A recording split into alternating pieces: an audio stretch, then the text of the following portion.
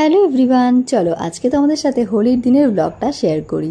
Basically আমি বড় ব্লগটা আপলোড করে দিয়েছি, এটা হচ্ছে মিনি ব্লগ। তোমরা চাইলে বড় ব্লগটাও দেখতে পারো, আমি লিঙ্কটা নিচে দিয়ে দিচ্ছি। হোলির দিন হচ্ছে আমাদের বাড়িতে পুজো, এটা হচ্ছে গিয়ে নতুন বাড়ির পুজো, মানে গৃহপ্রবেশের পুজো বলতে পারো তোমরা।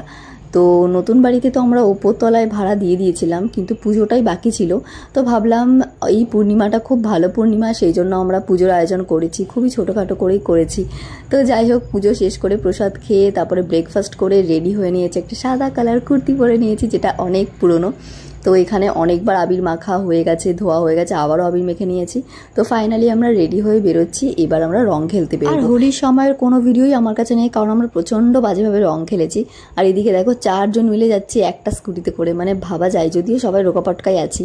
তো যাই হোক, তারপরে তো আমাকে চেনাই যাচ্ছে না, রং খেলে এত ভূত হয়ে গেছিলাম। আর আমার রং তো 1 সপ্তাহ ধরে ছিল মাথার মধ্যে। তো তারপরে আমরা স্নান টান করে ওখানেই লাঞ্চ করে নিই, ফ্রাইড রাইস, চিলি চিকেন। আর বাড়িতে এসে জাস্ট আমি রাত্রে ডিনার করেছিলাম এই বিরিয়ানিটা, যেটা বাইরে থেকে আনানো হয়েছিল। আজকের ব্লগটা কেমন লাগলো জানিও, বড় ব্লগটাও কিন্তু অবশ্যই দেখো। Okay guys, by.